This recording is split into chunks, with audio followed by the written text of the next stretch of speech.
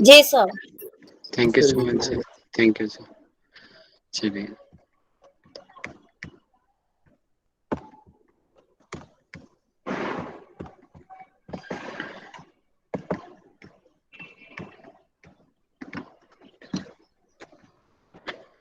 हमने शीत सिद्धांत पद्धति के हम प्रथम चैप्टर में हैं और प्रथम चैप्टर में हमने परपिंड को जान लिया, कैसे वो अनामादि शक्ति और उनके जो गुणों से मिलकर परपिंड बनता है। सभी शक्तियों के अधिष्ठाती देव को हमने जान लिया। उन अधिष्ठाती देव के जो पांच पांच गुण हैं उनसे मिलके सबसे मिलके अनादि पिंड की उत्पत्ति हुई। अनादि पिंड से पांच चीजें बनी हैं और उनके सभी गुणों को मिलाकर के आद्य पिंड की उत्पत्ति हुई है। आद्य पिंड से महाकाश, महावायु, महातेज, महासलिल, महापृथ्वी बने हैं। इनके पांच पांच गुण से महासागर की उत्पत्ति हुई है। महासागर को ही शिव का रूप बोला गया है और इसकी 8 मूर्तियां हैं। शिव, भैरव, श्रीकंठ, सदाशिव, ईश्वर, रुद्र, विष्णु और ब्रह्मा। ब्रह्मा से स्त्री पुरुष रूप उत्पन्न हुआ है और पंच भौतिक शरीर यानी कि पृथ्वी, जल, तेज, वायु, आकाश, इनके सब पांच पांच गुण हैं जिससे प्रकृति पिंड की उत्पत्ति हुई है। अंतःकरण को हमने पढ़ लिया, कुल पंचक को पढ़ लिया, शक्ति पंचक को पढ़ लिया, प्रत्यक्षीकरण को पढ़ लिया। नाड़ियों के द्वार हमने कल अध्ययन कर लिए थे। 10 नाड़ियां बताई गई हैं विशेष रूप से, 10 प्रकार के वायु बताई गई है। आज हम यहाँ पे आए हुए हैं शरीर की उत्पत्ति गर्भ में किस प्रकार होती है, आज हम इस विषय को पढ़ेंगे। और इसके अलावा पुत्र और लड़का लड़की नपुंसक या विकृत जो संतान कैसे उत्पन्न होती है, जुड़वा कैसे उत्पन्न होती है, कितनी धातुएं होती हैं, और सेकंड चैप्टर के हम चक्रों के बारे में और आधार और लक्ष्य के बारे में आज हम अध्ययन करेंगे। जैसे कि जो मैंने डायग्राम लिया हुआ है, ये डायग्राम जो है आज की लेटेस्ट का है, आपके समझाने की दृष्टि से मैंने लिया है जिससे आपको थोड़ा अच्छे से समझ आ जाए। जैसे कि पहले ऊपर पहले बॉक्स में दिखाई दे रहा है कि एक महीने में यानी कि प्रेगनेंसी के बाद में बच्चा किस किस तरीके से अंदर ग्रो करता है। हमारे गोरक्षनाथ जी ने समाधि अवस्था में जाकर के इस ज्ञान को प्राप्त किया और उस ज्ञान को हमें दिया और बहुत सारी बातें उन्होंने बिल्कुल सटीक दी गई है यहाँ पर। तो इससे हम उनके योग की जो महत्ता है, सिद्धियां उनका पता चलता है कि देखिए कि कैसे वो गर्भ में भी उन्होंने शिशु के इन छोटी छोटी जो चेंजेस को भी उन्होंने बता दिया है कि 1 महीने में कैसा बच्चा होता है, 2 महीने में कैसा होता है, 3 में कैसा होता है, 4, 5, 6, इस तरीके से उन्होंने इसको 10 महीने में डिवाइड किया है इसको। तो मैं अपने नोट से आपको मैं एक एक करके पढ़ाना चाहूंगा इसको।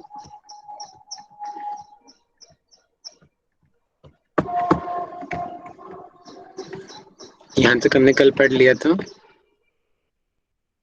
अब हम आए हुए हैं स्थूल शरीर की उत्पत्ति कैसे होती है।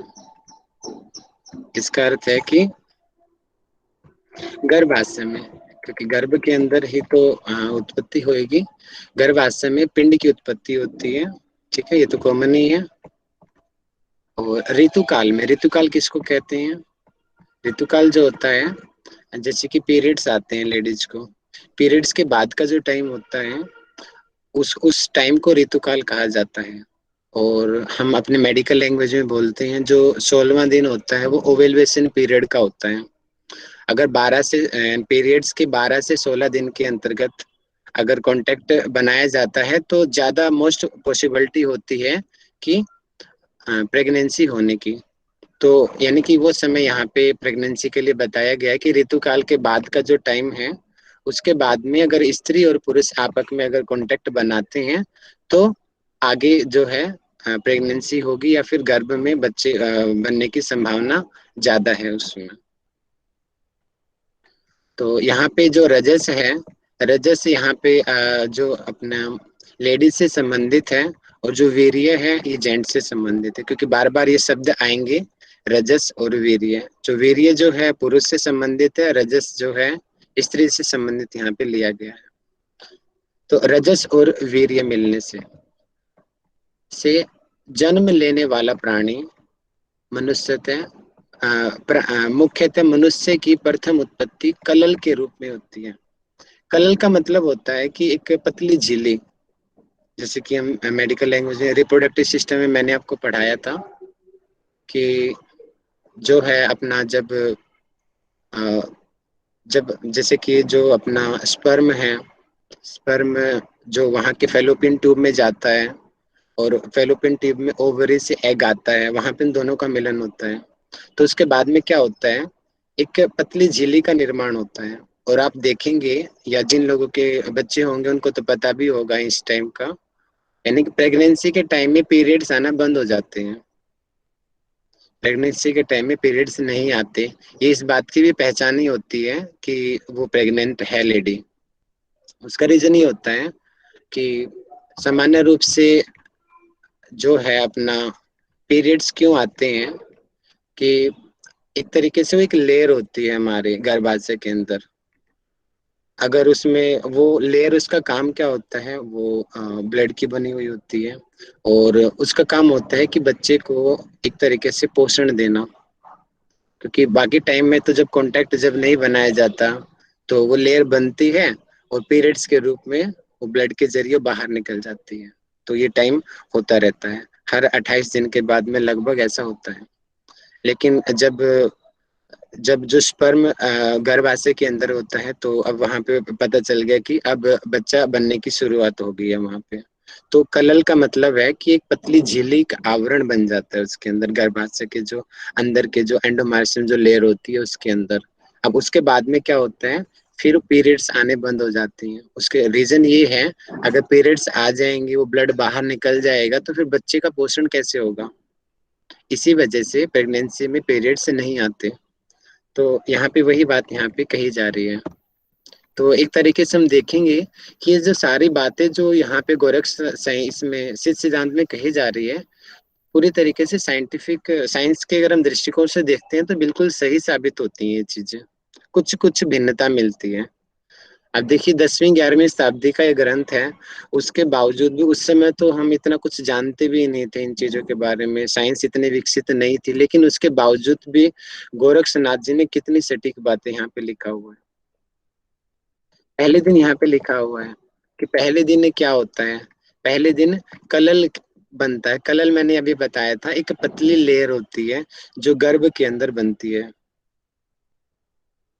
और उसके बाद में पीरियड्स आना बंद हो जाते हैं। इसलिए बंद हो जाते हैं ताकि जो ब्लड जो अंदर है हमारे गर्भ के अंदर, उस ब्लड से बच्चे का पोषण हो सके। क्योंकि बच्चे का खाना पीना तो अंदर से ही हो रहा है, क्योंकि वो 9 महीने 10 महीने जब तक पेट में है तब तक उसको बाहर से तो हम कुछ खिला नहीं सकते।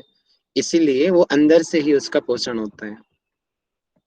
एक सप्ताह के बाद में बुदबुद के रूप में, बुदबुद आप समझिए जिसका कोई स्ट्रक्चर नहीं है, अनस्ट्रक्चर्ड जो फॉर्म होती है वो बुदबुद होती है। यानी कि कभी वो इस तरीके का हो गया, कभी ऐसे हो गया, टेढ़ा मेढ़ा हो जाना एक तरीके से, जैसे कि रुमाल है, ये कभी ऐसे है कभी ऐसे है, यानी कि जिसका कोई आकार ना हो, वो इसको हम बुदबुद आकार बोलते हैं। यानी कि एक सप्ताह बाद में जो कलल जो लेयर के रूप में विद्यमान थी, वो बुदबुद से बनने लग जाता है।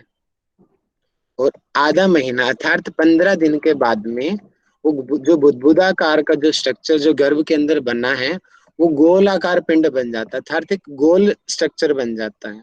ठीक है, आप समझते रहिए इन चीजों को, कि 15 दिन में क्वेश्चन बन सकता है कि गर्भ के अंदर गोलाकार पिंड कितने दिन में बनता है। तो आंसर बताएंगे कितने दिन में बनता है। आधा महीने में। हाँ, दिन में पूछा है तो दिन में आंसर करो, कितने दिन में बनता है।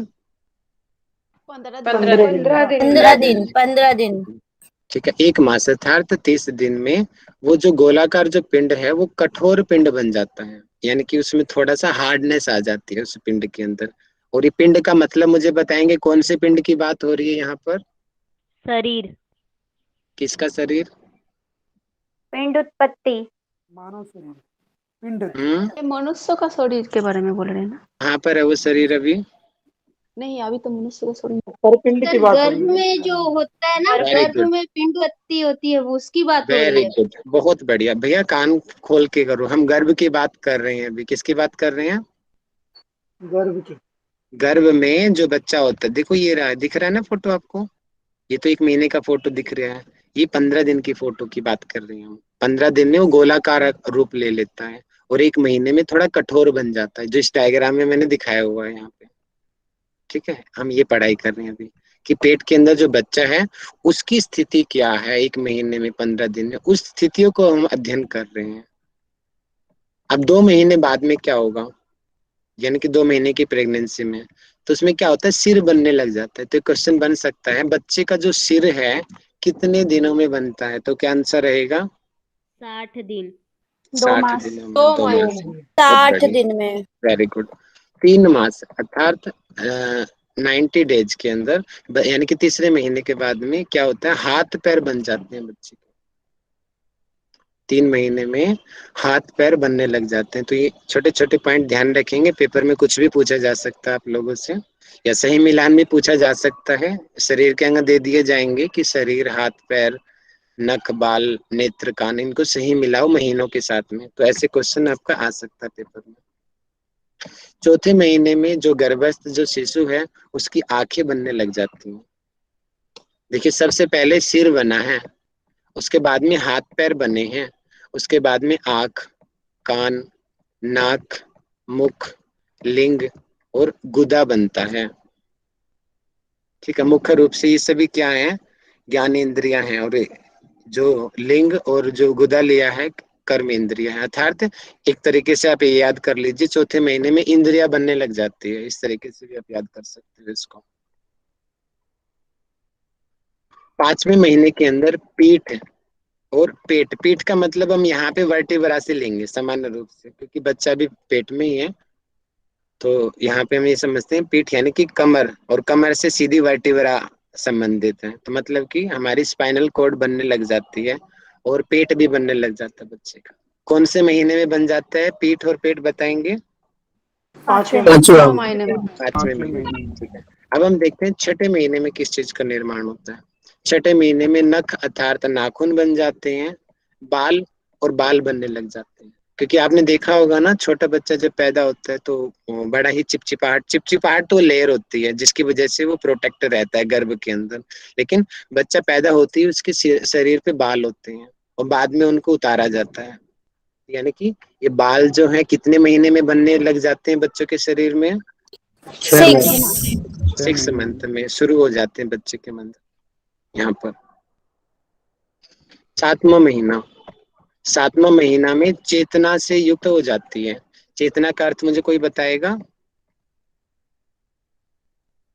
सांस आती है सर उसमें। ऑल इज वेल याद है? ऑल इज वेल करते ही क्या करता है वो बच्चा? सांस लेता है। किक वो मारते ना, हैं। हाँ, पेट और में इसे ऑल इज वेल, ऑल पेट में लात मारने लग जाता है करीना कपूर के, उनके।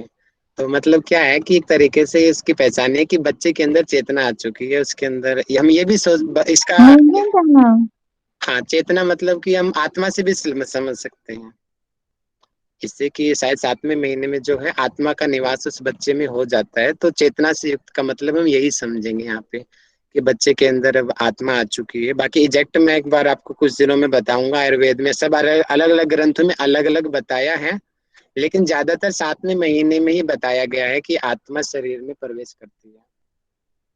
हलचल करता है भैया। 7वें महीने में हल्का हल्का हाँ, हिलता है बच्चा, मूवमेंट हाँ जी, करता है। अच्छा, हाँ, मूवमेंट करता है, आपका अनुभव भी रहा होगा इसलिए शायद आपको ज्यादा पता है इन चीजों का, है ना? तो जी। तो इसका मतलब यही है कि चेतना है, मतलब कि आत्मा उसके शरीर में प्रवेश कर गई है, जिसकी वजह से उसके हाथ पैर तो पहले बने हुए थे लेकिन वो निर्जीव की तरह थे। और जैसे ही 7वां महीना होता है तो बच्चा क्या होता है, उसके अंदर कॉन्शियसनेस आ जाती है, वो हाथ पैर मारने लग जाता है।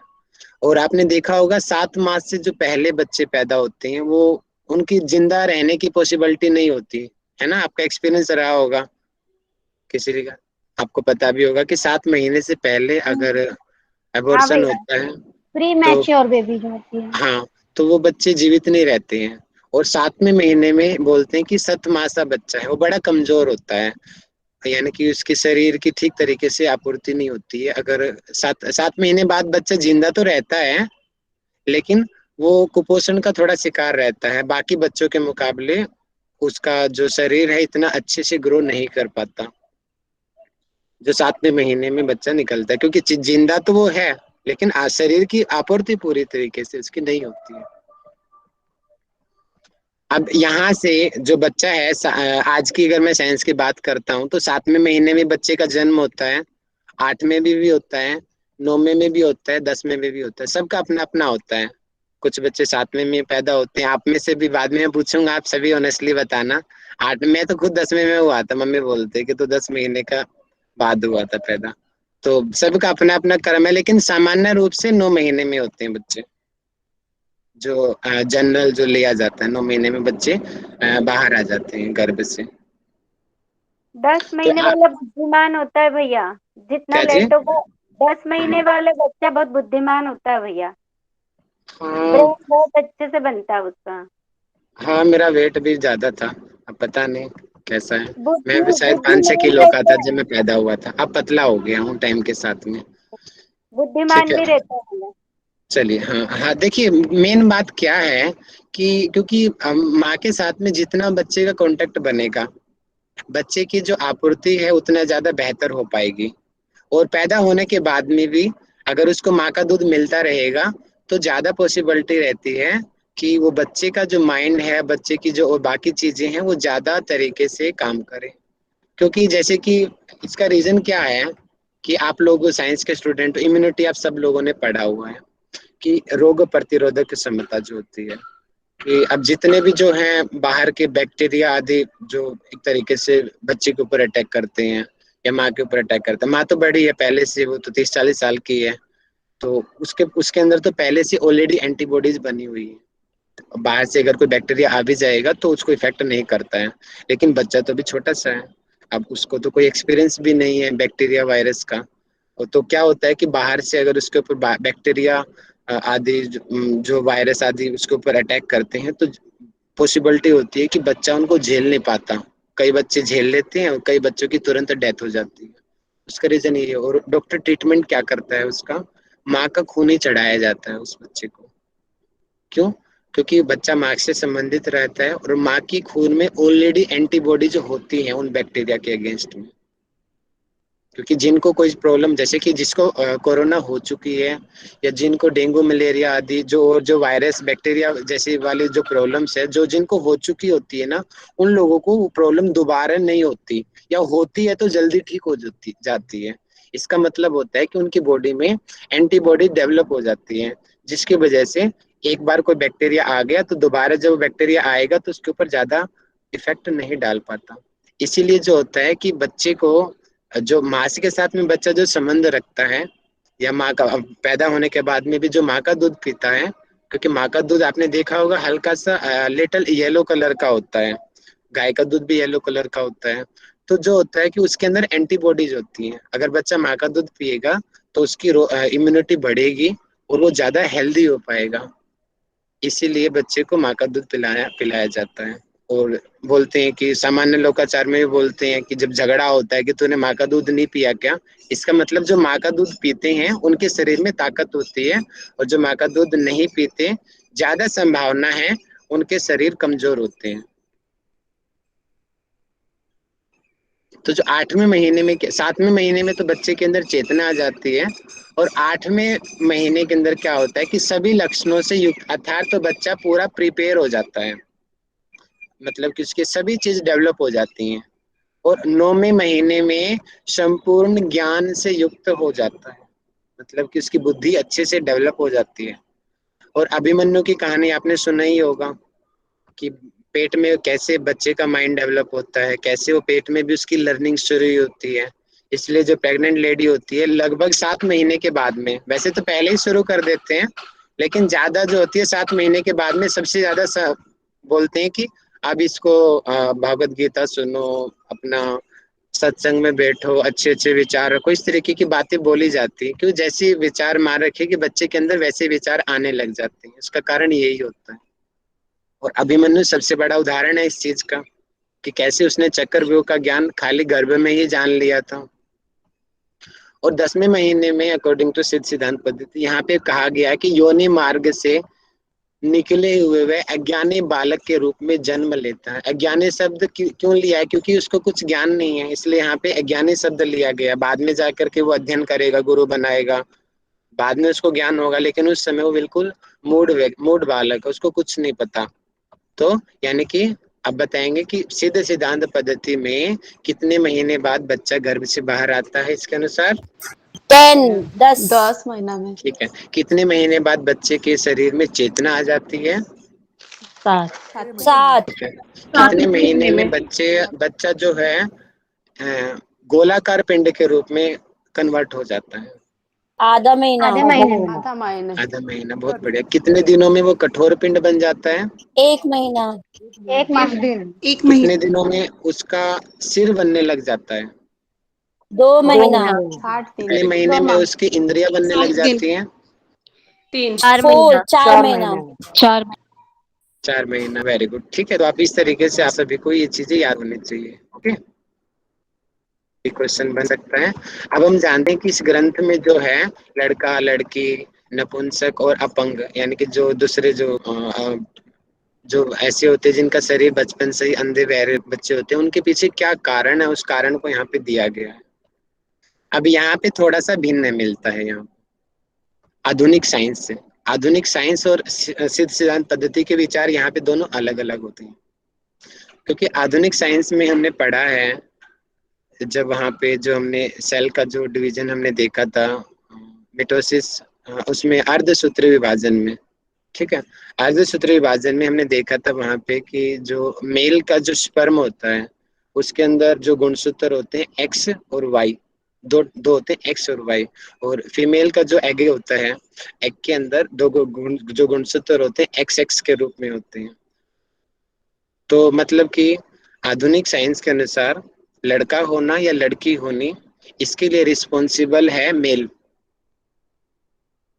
क्योंकि वो वहां से एक्स रिलीज होगा या वाई रिलीज होगा, तभी जाकर के पता चलेगा कि लड़का होगा या लड़की होगी। लेकिन यहाँ पर दोनों को रिस्पॉन्सिबल ठहराया गया है गोरख संहिता में। अब यहाँ पे क्या बताया गया है, अब मैं आपको बताता हूँ कि लड़का कैसे पैदा होता है।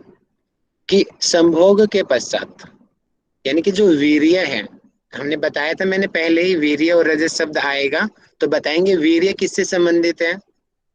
मेल, ये पुरुष। मेल से। और रजस किससे संबंधित है? फीमेल, स्त्री। ठीक है। अब यहाँ पे बताया गया है जब वीर्य अधिक रहता है रजस से तो लड़का पैदा होगा।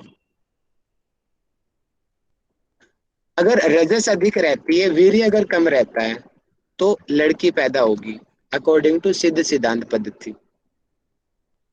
तो यहाँ पे इसका मतलब कि आदमी और मेल और फीमेल दोनों रिस्पॉन्सिबल हैं लड़का और लड़की के लिए, लेकिन आधुनिक विज्ञान इसका खंडन करती है, उसका मैं पहले ही बता दिया आपको मैंने, ठीक है। तो दोनों का अलग अलग आप याद कीजिए। अब बच्चा नपुंसक कैसे पैदा होता है? जब दोनों समान मात्रा में हो, रजस भी समान मात्रा में हो और वीर्य भी दोनों समान मात्रा में दोनों होते हैं, तो ऐसा जो बच्चा होता है नपुंसक होता है। देखिए, वीर्य अधिक है तो लड़का, रजस अधिक है तो लड़की, और दोनों अगर बराबर है तो नपुंसक। और ये कब होगा? तब जो है, जब संभोग जो समय हो रहा है उसमें स्त्री और पुरुष दोनों प्रसन्न हैं और दोनों शांत हैं, उस समय स्वस्थ संतान की उत्पत्ति होती है।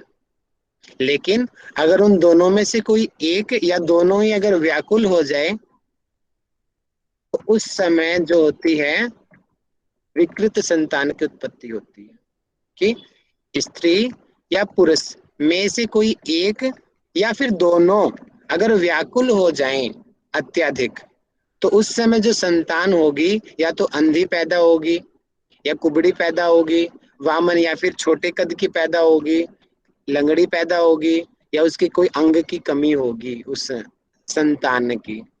तो ये यहाँ पे विकृत संतान का कारण बताया, क्यों बच्चे विकृत पैदा होते हैं। ठीक है, आशा है कि आपको सबको समझ आया होगा। अब जुड़वा बच्चे कैसा पैदा होते हैं? जुड़वा कई बच्चे 2 पैदा होते हैं, कई 3 भी पैदा होते हैं। शायद एक वर्ल्ड रिकॉर्ड में 7-8 भी पैदा हुए हैं, मैंने देखा था एक जगह पर कि कई कई भी पैदा होते हैं। बहुत रेयर होते हैं वो, लेकिन 2 तो आप लोगों ने सुने ही होंगे, 2 तो कॉमन ही है। हमारे यहाँ भी बहुत पैदा हुए हैं 2-2 3-3 बच्चे। तो एक मेरी स्टूडेंट है, उसके 3 बच्चे जुड़वा पैदा हुए दिल्ली में, मालवीय नगर के रहने वाले। और तीनों बच्चे एग्जैक्ट एक जैसे, बाप रे, बिल्कुल। थोड़ा थोड़ा अंतर दोनों तीनों के अंदर, कोई ना बता पाए तीनों में अंतर क्या है। तो ज्यादा जुड़वा में होती भी है, सिमिलरिटी भी ज्यादा होती है जुड़वा जो बच्चे होते हैं। यहाँ पे बताया गया जुड़वाओं का कारण क्या है कि रति क्रिया अर्थात जो संभोग जो क्रिया हुई है उसके समय अंगों के परस्पर दबने के कारण, ठीक है, यानी कि जो हमारे जो या तो लेडी के या फिर जेंट्स के, यानी कि जो रिप्रोडक्टिव जो ऑर्गन है उनके दब जाने की वजह से वीर्य योनि में एक से अधिक बार गिरता है, तब दो या तीन या फिर इससे भी अधिक संतान की उत्पत्ति हो सकती है। तो ये यहाँ पे जुड़वा संतान का कारण बता दिया गया कि जब अंगों के दब जाने की वजह से जो वीर्य है 2 या 3 बार जो बार बार गिरता है उसकी वजह से जुड़वा संतान की उत्पत्ति होती है। ये सिद्ध सिद्धांत पद्धति के अनुसार बताया गया है ऐसा। अब संतान तो पैदा होगी, बच्चा बन गया। अब यहाँ पे एक भिन्नता मिलती है। भिन्नता ये है कि यहाँ पे 10 धातु बताई गई है। आयुर्वेद में मैंने ही आपको पढ़ाया था, कोई एक मुझे बताएंगे कितनी धातु हैं और उनके नाम बताइए। 7 धातु हैं। सप्त धातु है। रक्त, रक्त, मांस, मेद, अस्थि, मज्जा और शुक्र। बहुत बढ़िया। ऐसी 7 धातु होती हैं और धातु उसी को बोलते हैं कि जो शरीर का निर्माण करे है? और दूसरे तरीके से हमने देखा था मल को भी धातु कहा जाता है आयुर्वेद में, लेकिन मुख्य रूप से 7 ही धातु होती हैं। लेकिन यहाँ पर 10 धातुओं की चर्चा है और 10 धातुओं को यहाँ पे देखिए। शुक्र धातु, पहले नाम पढ़ लीजिए। रक्त धातु, मेद, मज्जा, मांस, पित्त, पित्त को यहाँ पे धातु लिया है, ध्यान दीजिए।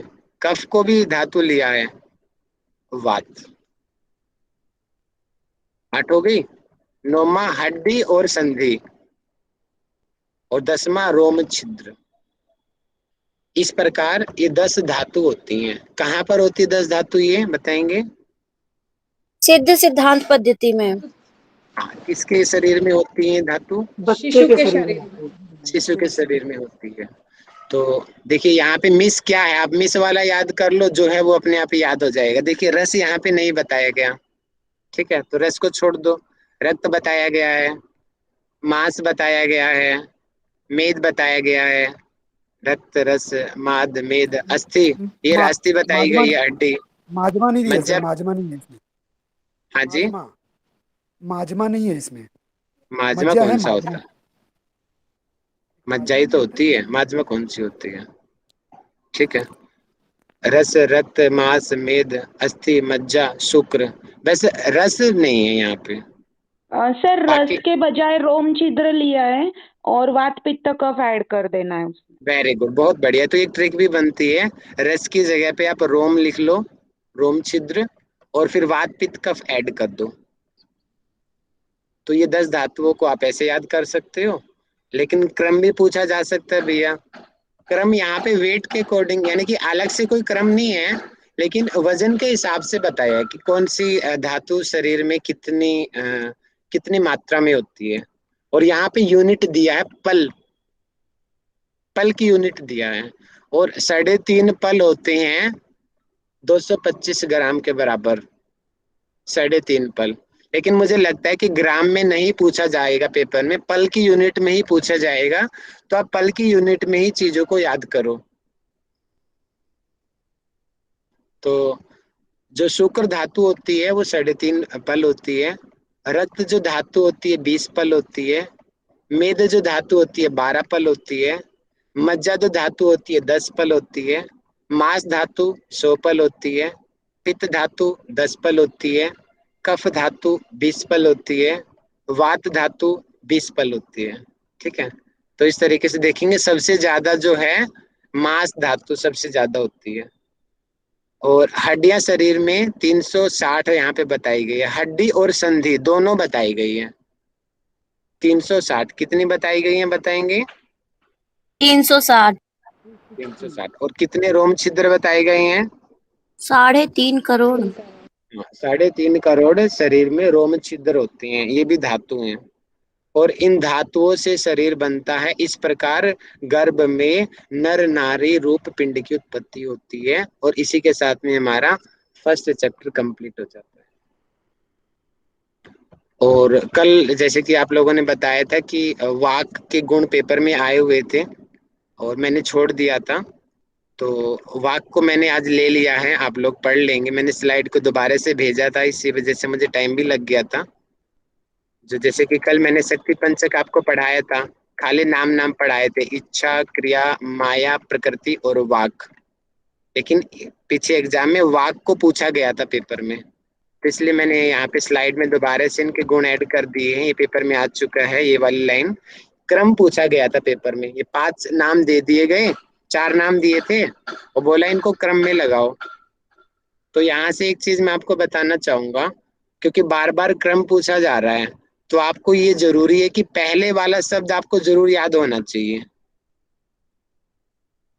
नहीं तो आपको गुण तो याद हो जाएंगे और पेपर क्रम पूछ रहा है।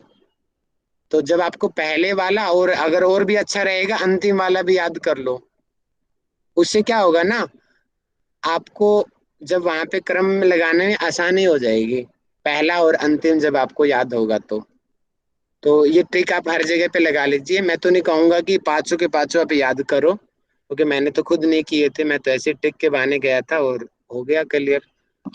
तो आप भी अपने अपने आप को देख ले, अगर आपका सामर्थ्य है आप हर चीज को याद कर सकते हो तो भैया कर लो, नहीं तो ये पहले और अंतिम वाला याद करो। ओके, तो ये शक्ति पंचक हो गया। और इस प्रकार हमारा बोलना फर्स्ट था चैप्टर मुझे। हाँ जी, मतलब मुझे कुछ बोलना था सर। ये बताइए धर्मेश सर। सर जैसे आपने 7, हाँ बैठो आप। 7 अपने जो अभी धातु की जो बात किए थे सर, तो जो जी मैंने पढ़ा था उसमें रस, रक्त, माजमा, मेदा, अस्थि, मज्जा और शुक्र है सर। तो जो माजमा एक्चुअली उसको ना मसल को कहते हैं सर। तो इसमें हम जो धातु की बात कर रहे हैं उसमें मसल को क्या कहते हैं सर, क्या नाम से आप लोग बता रहे हैं? एक्चुअली मैंने माजमा पढ़ा था इसलिए मैं क्रॉस किया सर। मसल्स को आयुर्वेद में जो है मांस कहते हैं, और जो फैट होता है ना उसको मेद कहते हैं। एडिपोज टिश्यू को मेद अच्छा कहा अच्छा, जाता है आयुर्वेद में।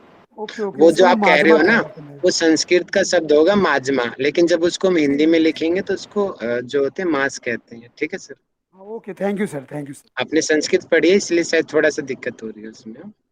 हाँ शायद सर। सर मेद किसे थैंक यू सर। कहते हैं, एक बार रिपीट कीजिए।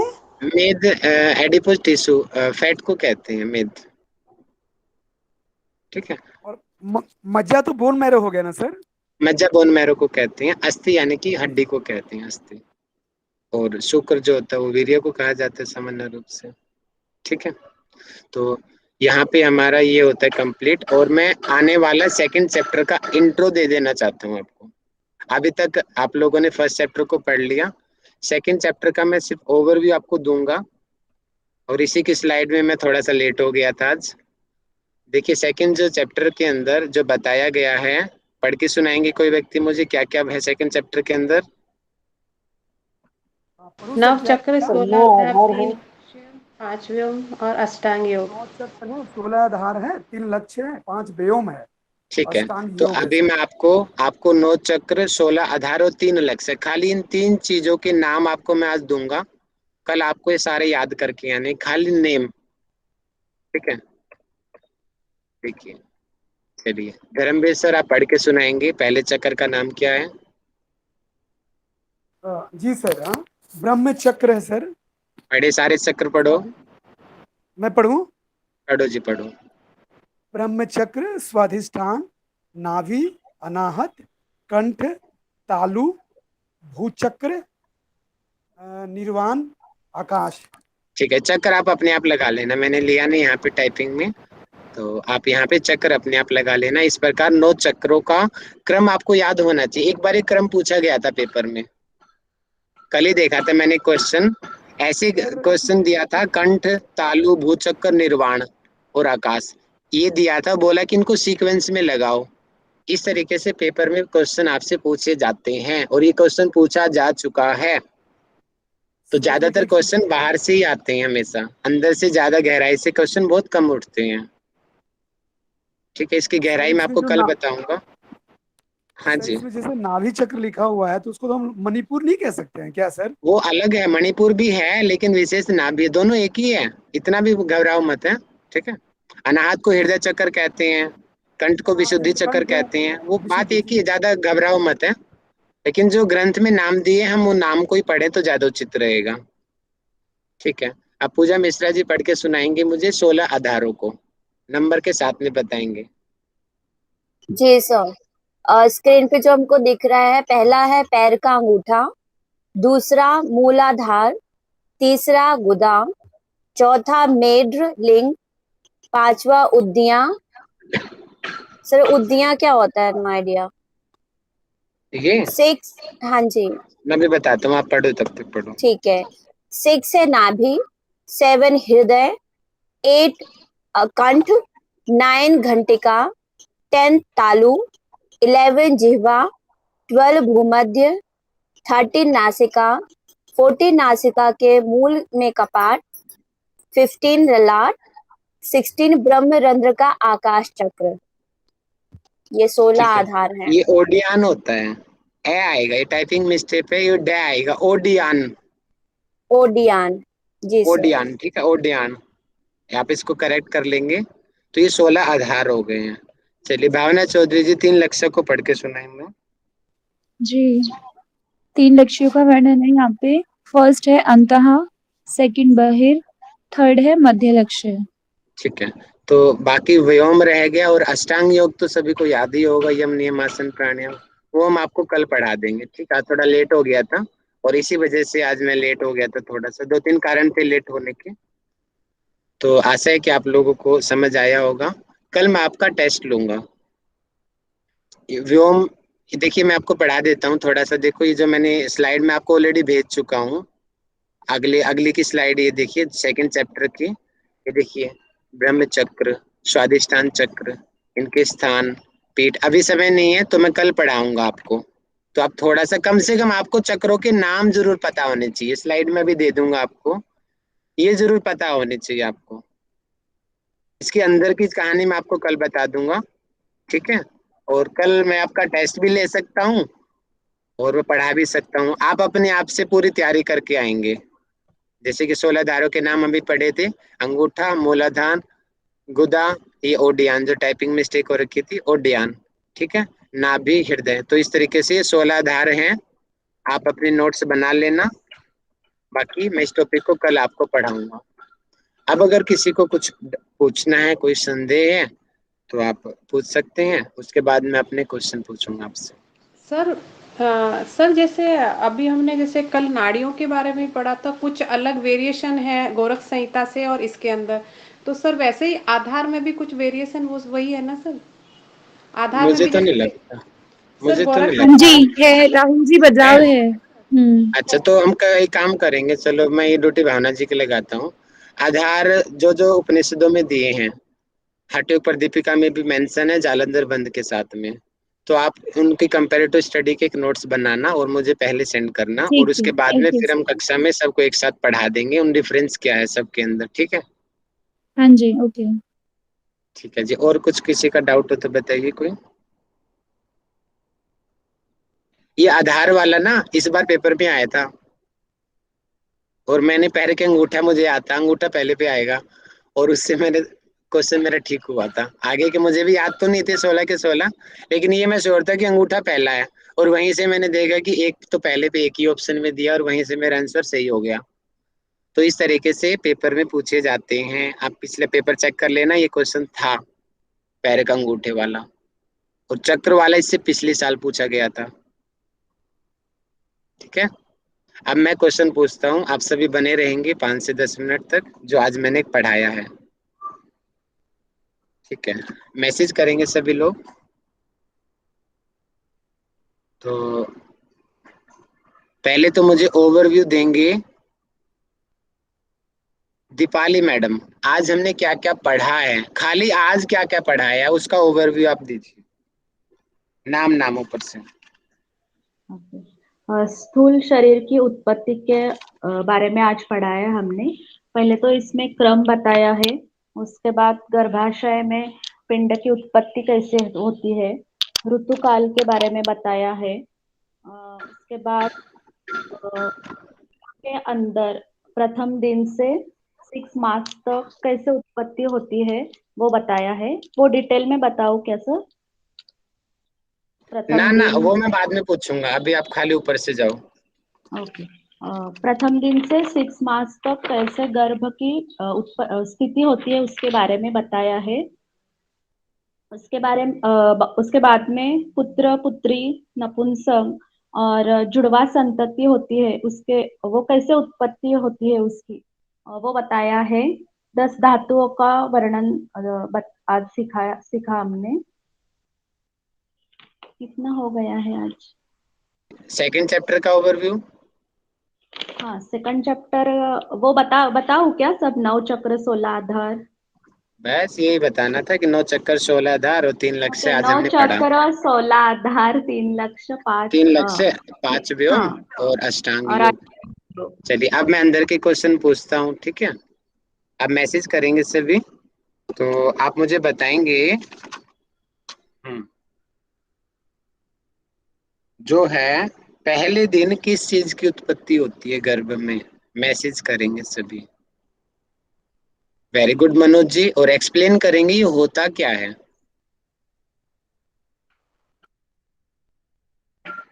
मनोज जी सर मुझे बताएं। कह रहे हैं। हाँ जी मनोज, आप ही हैं, हेलो जी जी बताइए। सर।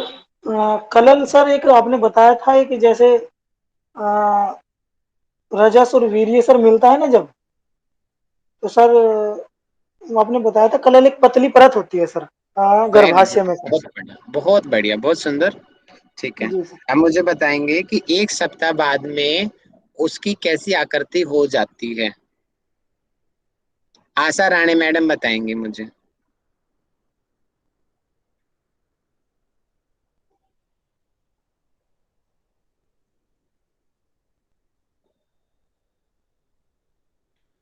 शिवम चौरसिया जी बताएं।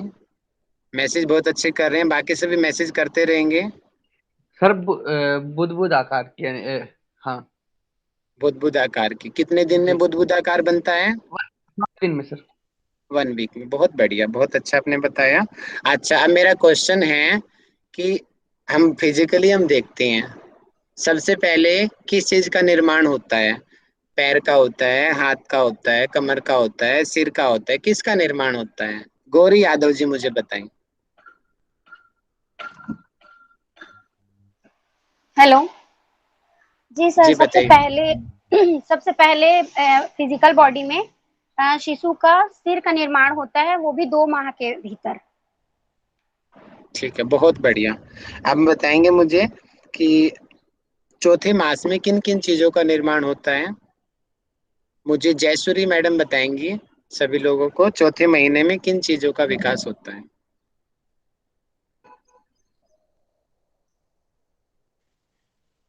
जी सर। या हाथ पैर, लाइक मतलब organs organs in the sense कि अपने सारे कान, सेंसरी ऑर्गन, मेनली गुदा सेंसरी ऊपर ऑर्गन। जो है ठीक वो। है, हाथ पैर भी कर्मेंद्रियां हैं, लेकिन वो पहले पैदा हो गई हैं, बाकी बाद में पैदा हुई हैं। आंख, कान, हाँ। ठीक है, नाक, मुख, लिंग और गुदा। ओके, बहुत बढ़िया। ठीक है, छठे महीने में किस चीज की उत्पत्ति होती है? मुझे सरिता मैडम बताएंगे छठे महीने में किस चीज की उत्पत्ति होती है।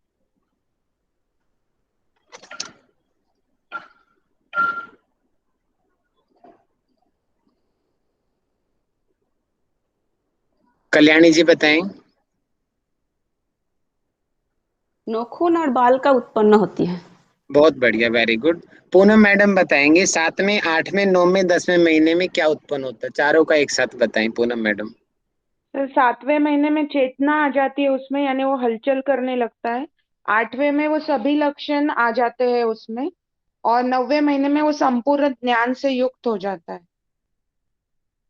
और और 10वें 10वें महीने महीने में? में वो डिलीवरी हो जाती है योनि मार्ग से निकले हुए, पर वो अज्ञानी बालक होता है। बहुत बढ़िया, वेरी गुड। ठीक है, अब मुझे बताएंगे कौन बताएगा मुझे? किरण मैडम बताएंगी।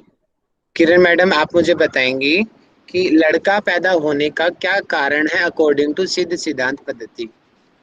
सर जब रज से ज्यादा वीर्य होता है तब लड़का होता है। बहुत बढ़िया। अब मुझे भावना जी बताएंगी लड़की पैदा होने के पीछे क्या कारण है? जी, रजस की अधिकता किससे होने पर, अधिकता? वीर्य से ज्यादा होने पर रजस, तो पुत्री पैदा होती है। बहुत बढ़िया, बहुत बढ़िया। अब मुझे नीलू जी बताएंगी नपुंसक पैदा होने के पीछे क्या कारण है? सर जब वीर्य और रजस दोनों की मात्रा बराबर हो जाती है तो बच्चा नपुंसक पैदा होता है। ठीक है, तो पूजा जी बताएंगी मुझे, पूजा मिश्रा, विकृत संतान की उत्पत्ति के पीछे क्या कारण है? और मैंने सुना नहीं था यहाँ पे, इसके लिए सॉरी। आप इसी चीज पे वर्क कर रही हैं और आपके आपके काम का टॉपिक आज मिला है आपको। आपको रिसर्च करनी है ना इन बच्चों के ऊपर, जी इसलिए सर, मैंने जी आपसे सर। पूछा ये क्वेश्चन। आपको रिसर्च में काम आएगा रेफरेंस देने के लिए। जी सर, मैसेज में आ गया, मुझे पता चल गया। व्याकुलता या फिर कंफर्टेबल नहीं होते उस टाइम पर, तो विकृति वाले संतान की उत्पत्ति होती है। ठीक है, थोड़ा और अच्छे से कौन बताएगा? अपने आप से सामने आओ इसी चीज को। सर मैं बोलूं? जी पूनम मैडम बताएं। पुरुष या स्त्री दोनों में से कोई भी एक या दोनों अगर व्याकुल हो तो विकृत मीन्स संतान अंधी, लंगड़ी या बौनी ऐसी पैदा होती। बहुत बढ़िया। कुंदन जी बताएंगे स्वस्थ संतान पैदा होने के लिए क्या चीज होनी जरूरी है?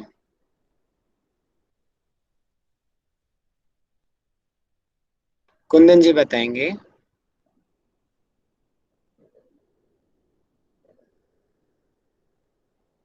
आवाज आ रही है? ठीक है, हाँ नहीं जी, जा रही। आ रही प्रेरणा है। जी आप बताइए। हाँ कुंदन जी बताओ।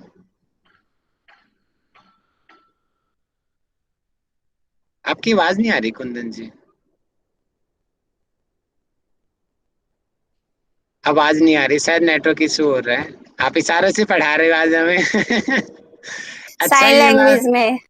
अच्छा ये ला, हाँ अच्छा, जानबूझ के आप इशारे से समझा रहे हो। बहुत बढ़िया। अब भावना जी बताएंगी इन्होंने जो इनकोडिंग में बताया उनको डिकोड कर दीजिए वर्ड में अब। हाँ जी, स्त्री और पुरुष दोनों को प्रसन्न और शांत अगर वो होंगे दोनों, तो फिर होगी स्वस्थ और उत्तम संतान की उत्पत्ति होगी। बहुत बढ़िया। ठीक है, अब मुझे जुड़वा संतान का कारण मुझे कल्पना जी बताएं। जुड़वा क्यों होती है, उसके पीछे क्या कारण है? सर रति क्रिया के समय अंगों के परस्पर दबने के कारण जब वीर योनि में एक से अधिक बार गिरता है तब दो या दो से अधिक संतान का जन्म होता है। बहुत बढ़िया, वेरी गुड, बहुत बढ़िया। अब मुझे धातुओं को कौन बता सकता है एक साथ, 10 की 10 धातु को? एनीवन? प्रेरणा जी बताएंगे। लाइन से बताऊं सर? हाँ जी बताओ जी। शुक्र, रक्त, मेद, मज्जा, मांस, पित्त, कफ, वात, हड्डी और रोम छिद्र। बहुत बढ़िया। अब मुझे मैसेज करके बताएंगे सभी कि सिद्ध सिद्धांत पद्धति में हड्डी और संधियां कितनी बताई गई हैं?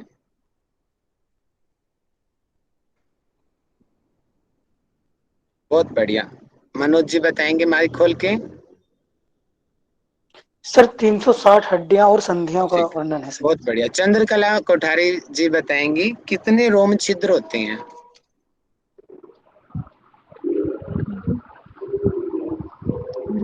3.5 करोड़। बहुत बढ़िया, वेरी गुड। अब मैसेज करेंगे सभी लोग, 9 चक्रों को सीरीज में मैसेज करो, कौन बता सकता है? 9 चक्रों को सबसे पहले देखेंगे कौन टाइप करके दिखाएगा। 9 के 9 चक्र, कम ऑन। किसमें कितना है दम, कौन बनेगा सिकंदर?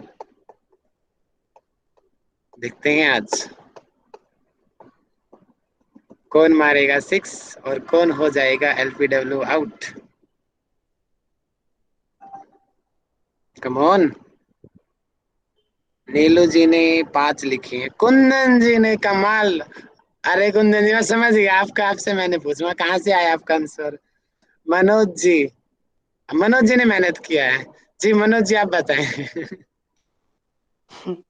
जी सर, 9 चक्रों का वर्णन है सर द्वितीय अध्याय में। पहला चक्र है ब्रह्म चक्र, स्वादिष्ठान चक्र, नाभि चक्र, अनाहत चक्र, कंठ चक्र, तालु चक्र और भूचक्र, निर्वाण चक्र और सर आकाश चक्र। बहुत सुंदर, ये क्रम आपको सभी को याद होना चाहिए। अच्छा जी अब थैंक मुझे यू। कोई 16 आधार को बता सकता है, कोई माइक खोल के, कोई भी जी सर, मैं बताऊं? बताओ। ओके। पैर का अंगूठा है सबसे पहले, और फिर मूलाधार है, उसके ऊपर हम आते हैं, फिर गुदा है, फिर उसके ऊपर लिंग है, फिर उसके ऊपर उडिया बताया था आपने, उडिया, फिर नाभि है, ओडियान, फिर हृदय। ओडियान है, हाँ, ओडियान। उडियान, यस, उडियान, फिर नाभि, फिर हृदय है, फिर कंठ है, कंठ के ऊपर घंटिका, और घंटिका के ऊपर तालु, तालु के ऊपर जीवा, जीवा के ऊपर भूमध्य में आएंगे, आज्ञा चक्र जहाँ पर है, भूमध्य, भूमध्य फिर नीचे आ जाएंगे, फिर नासिका, फिर नासिका के मूल कपाट पे आ जाएंगे, फिर वापस ऊपर जाएंगे हम ललाट पे, फिर हम सबसे ऊपर चले जाएंगे ब्रह्म रंग आकाश में। बहुत बढ़िया, बहुत बढ़िया, ये आपने बता दिया। अब टाइप करेंगे, कितने लक्ष्य बताए गए हैं, उनके नाम बताओ लक्ष्यों के।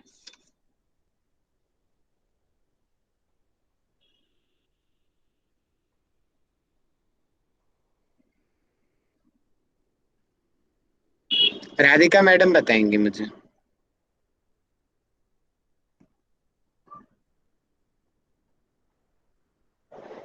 जी भैया, अंतलक्ष्य, बहिर्लक्ष्य और अंतलक्ष्य, बहिर्लक्ष्य, मध्य लक्ष्य। मध्यम लक्ष्य, वेरी गुड।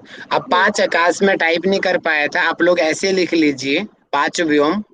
ठीक है, पहला व्योम है आकाश। क्या है? आकाश। दूसरा है पराकाश, पराकाश। तीसरा है महाकाश। कुंदन जी टाइप भी कर रहे हैं, आप सभी देखते जाइए।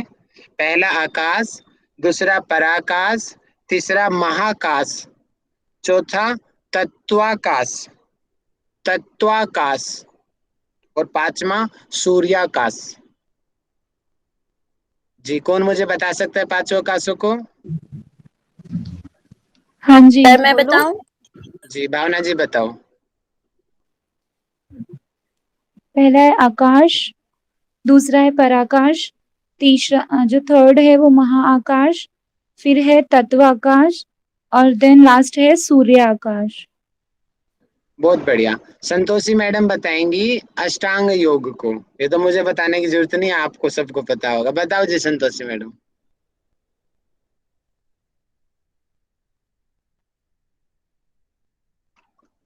संतोषी चंदेल बताएं अष्टांग योग। हाँ सर, हाँ सर।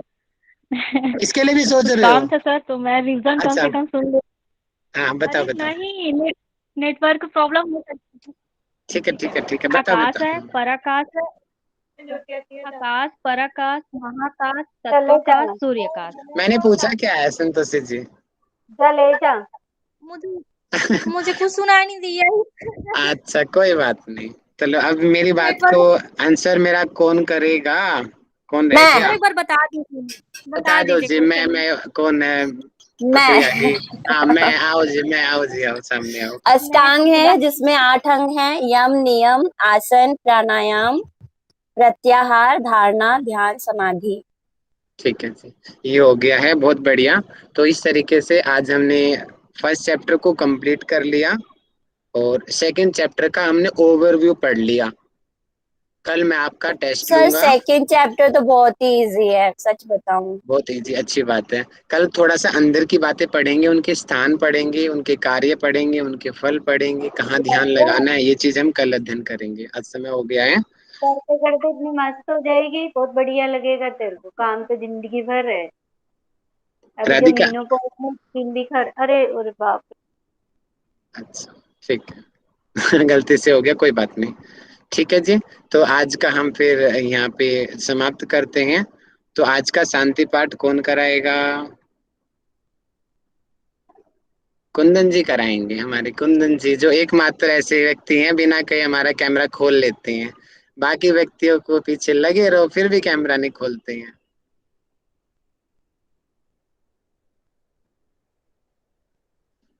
जी कुंदन जी स्टार्ट करें शांति पाठ। आवाज तो आएगी ना आपकी? आपका माइक बंद है कुंदन जी।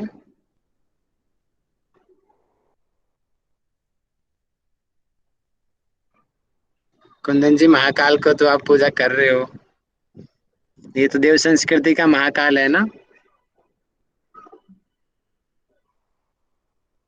शायद उनकी क्लास चलती है सर 4 बजे। अच्छा ठीक है, तो उन्होंने हाथ क्यों उठाया? चलो पूजा जी आप करा दो चलो।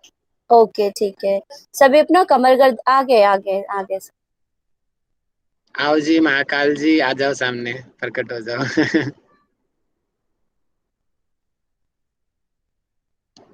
महाकाल की आवाज नहीं आ रही है आज। महाकाल अच्छा आज आपका मौन व्रत तो नहीं है कहीं? ऐसा तो नहीं कहना चाह रहे हो आप? विपासना कर रहे हैं शायद, विपासना से मेरे से क्वेश्चन पूछा गया था।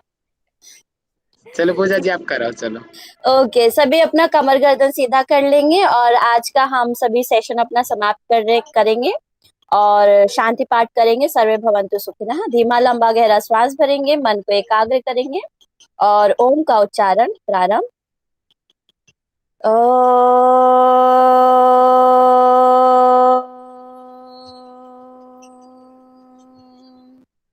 सर्वे भवन्तु सुखिनः, सर्वे सन्तु निरामया, सर्वे भद्राणि पश्यन्तु, मा कश्चित् दुःखभाग् भवेत्। ओम शांति शांति शांति। सभी को नमस्ते, सभी का मंगल होए ऐसी सी कामना के साथ आज हम सभी यहाँ का सत्र समाप्त करते हैं। धन्यवाद सभी का, धन्यवाद sir. Thank you so much, बहुत अच्छा प्रेयर कराया आपने।